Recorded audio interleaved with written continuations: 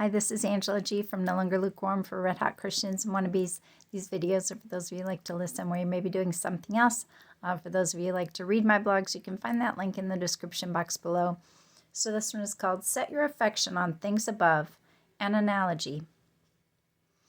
There's a gospel song that goes, "Turn your eyes upon Jesus, look full in his wonderful face, and the things of earth will grow strangely dim in the light of his glory and grace." It's a good song, a great message, and the lesson I believe the Lord was trying to teach me this week. I was in the book of Colossians when Colossians 3:2 jumped off the page. Set your affection on things above, not on things on the earth. Then a perfect analogy popped into my mind.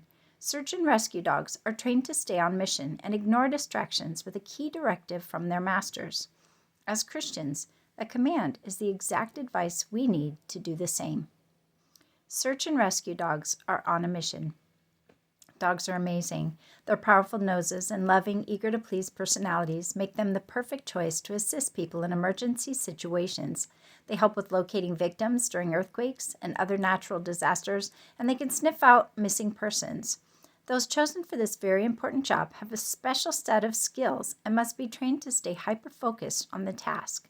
They don't have time for chasing squirrels or smelling bushes when lives might be on the line. Check out this video of a dog trained to give a bark alert. His first trainer stands stoic, arms crossed, while the dog barks for nearly 2 full minutes. The second trainer then throws toy after toy at the dog while walking close by him to try to get his attention off the other trainer. At one point, the dog catches a toy and gives it a little shake, but then he is right back on task.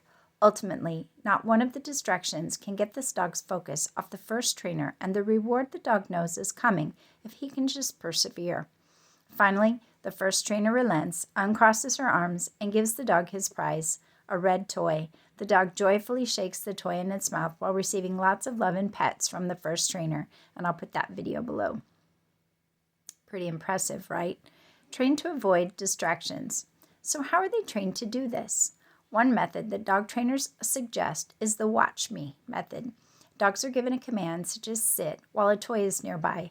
If the dog obeys the command, it is given a treat. If not, the watch me command is issued to reset the dog's attention. Once the dog focuses its eyes on the trainer gives a treat. Then the sit command is given again with another treat for compliance. Distractions and task difficulty are then increased with a similar method until the dog builds focus. The watch me command is particularly helpful in situations in which the dog may be nervous or fearful. Christians are on a mission.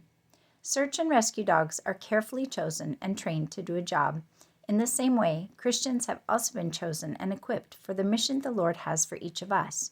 And just like working dogs must stay on task when lives are on the line, the Bible tells us repeatedly not to be distracted by the things of this world.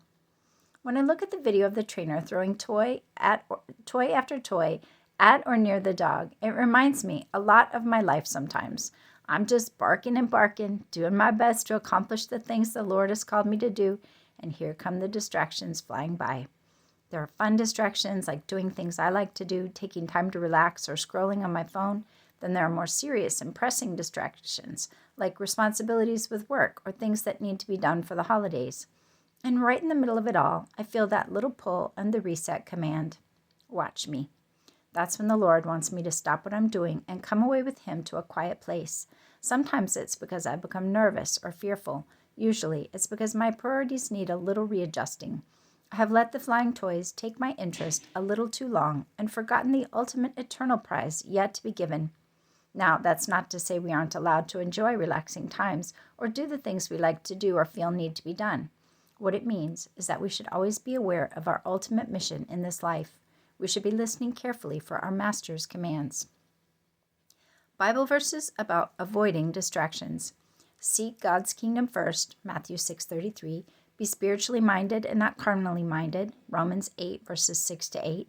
Press toward the mark for the prize, Philippians 3:14. Don't entangle ourselves in the affairs of life, 2 Timothy 2:4. Lay aside every weight and sin which threaten us, Hebrews 12:1. Be sober and hope to the end for grace, 1 Peter 1:13. There are also Bible verses about focus on Jesus. Look to the Lord for mercy as a servant looks to a master, Psalm 123, verse 1 and 2. Stay focused on the right things, Proverbs 4:25. Keep our minds on the Lord if we want peace, Isaiah 26:3. Look to Jesus as the author and finisher of our faith, Hebrews 12:2. Eyes on the prize, Hebrews 11:26. Esteeming the reproach of Christ greater riches than the treasures in Egypt, for he had respect unto the recompense of the reward. Training search and rescue dogs to keep focused on the mission takes time and patience. Ultimately, though, the trainer must teach the dog that the reward for staying on point is better than falling for any of the distractions.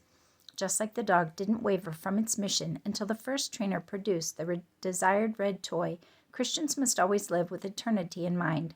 We must set our affections on the things above and keep our eyes trained on our Master. Jesus is coming soon, and his reward is with him. It will all be worth it on that day. And I ended my blog with one more song, and that is a song by Consumed by Fire called First Things First, and I'll put that in the box too.